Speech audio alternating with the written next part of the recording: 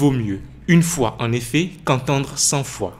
Cette célèbre maxime a conduit les pas du docteur Marco Vopereus sur les réseaux d'affaires VBN du projet CEFAVEJ, mis en œuvre et piloté par un consortium de 3 ONG, à savoir Africa Green Corporation, ONG RAD et COTEF.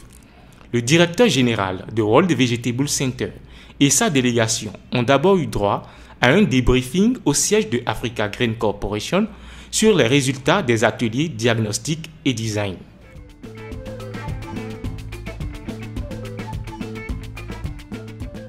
Début de la visite de terrain sur 3 différents sites qui fonctionnent en réseau et première halte chez le maraîcher Patrice Boussouveau.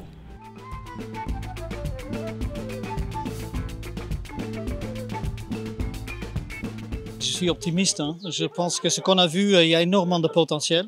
Déjà, ce qu'on a vu chez le producteur, on voit que ce monsieur est en train de faire quelque chose de formidable, d'introduire des approches plus agroécologiques. Je pense que c'est magnifique.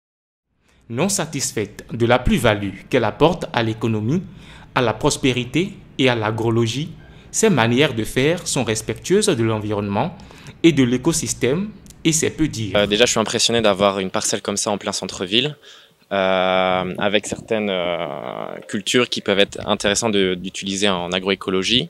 Le producteur ne les utilise pas encore tous, donc il achète principalement ses biopesticides sur le marché local. Donc il y a un bon potentiel d'utiliser ces plantes-là. Ce qui est aussi intéressant, c'est que ce producteur fait partie d'un réseau de 80 producteurs et c'est un des seuls, ils sont 5 au total, à être producteurs en agriculture biologique. Donc il y a un potentiel énorme. Si on arrive à travailler avec ce producteur, développer des pratiques encore plus approfondies agroécologiques et qu'on arrive à toucher les autres producteurs de ce groupement, on peut atteindre assez facilement des producteurs grâce à ce producteur-là. Donc il y a un bon potentiel. Je pense que l'emplacement est aussi assez stratégique aussi pour pouvoir communiquer auprès de la population, auprès des consommateurs. Donc ça peut être un centre aussi de démonstration et de démonstration pour les différents acteurs de la filière et des consommateurs. À ces craintes, le World Vegetable Center répond par l'optimisme, car même si l'on peut déjà se réjouir du succès observé, l'institution entend bien continuer à apporter son soutien et son appui technique pour explorer de nouveaux horizons, repousser les limites et utiliser pleinement l'immense potentiel agricole du Bénin.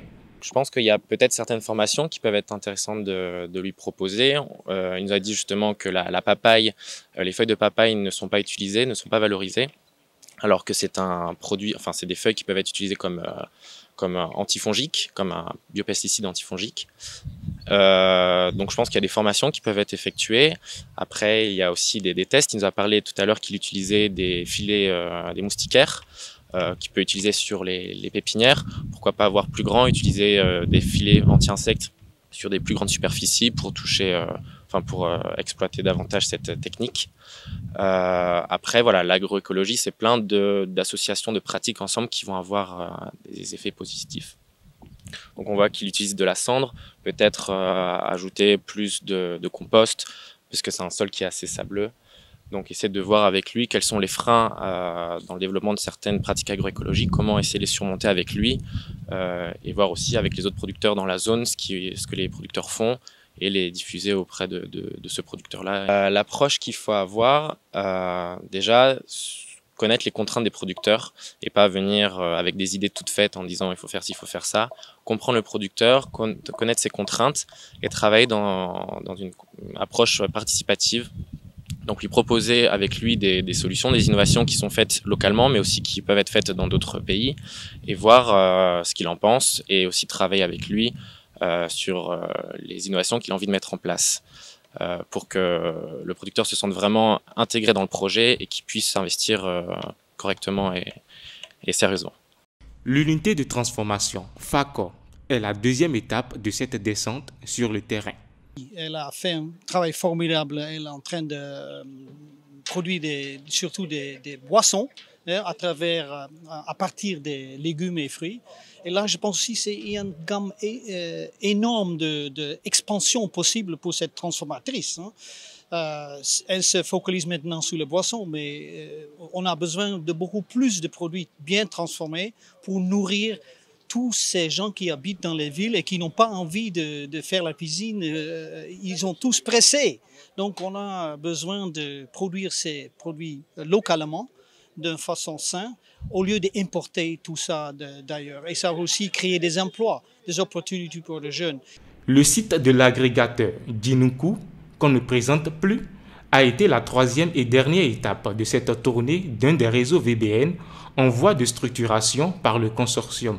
On est ici maintenant et c'est un peu une plaque tournante parce que c'est une plateforme de distribution pour Cotonou, même pour des pays autour. Donc j'espère que cette plateforme aura encore beaucoup plus de volume de produits à commercialiser et tout le monde va en profiter, les producteurs, les productrices, les transformatrices, etc. Donc je suis impressionné. Mais si tout semble rose ici, des épisodes moroses surviennent aussi, des craintes existent et des besoins aussi. Les craintes sont beaucoup plus au niveau des moyens financiers parce qu'il faut sécuriser beaucoup plus aujourd'hui les producteurs qui nous fournissent la matière première. Et il faut aussi que nous ayons beaucoup de fonds pour pouvoir tourner. Parce qu'aujourd'hui, nous sommes jeunes. Aujourd'hui, nous couvrons beaucoup plus Cotonou et Calavi en ce qui concerne les produits du marché intérieur. Mais quand on va un peu grandir maintenant, on va aller vers Parapou, on va aller vers Natitengo. C'est un même, il faut beaucoup de fonds de roulement. Il nous faut sécuriser aussi les producteurs qui sont de l'autre côté en tant que fournisseurs. Et voilà vraiment ce qui est notre crainte aujourd'hui, c'est d'avoir les moyens.